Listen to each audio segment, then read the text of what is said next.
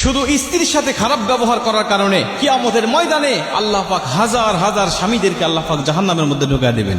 কিয়ামতের মাঠে যদিও তাদের অনেক আমল ছিল, নামাজ ছিল, রোজা ছিল, তাদের আমল নামে হজ ছিল, যাকাতের মতো সওয়াবও তাদের আমল নামে ছিল, কিন্তু স্ত্রীর হক না আদায় করার কারণে, স্ত্রীর সাথে খারাপ ব্যবহার করার কারণে আমার আল্লাহ পাক কিয়ামতের মাঠে তাদের ঠিকানা করে দিবে জাহান্নাম।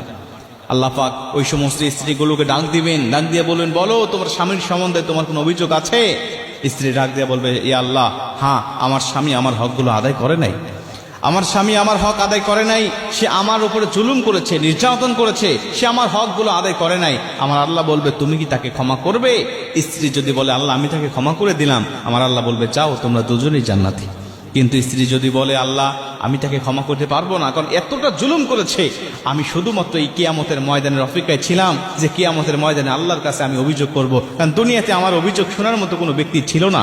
আল্লাহ আজকে আমি আপনার কাছে তার বিরুদ্ধে অভিযোগ করছি, সে আমার উপরে জুলুম করেছে, আল্লাহ আপনি তাকে উপযুক্ত শাস্তি দিয়ে দেন।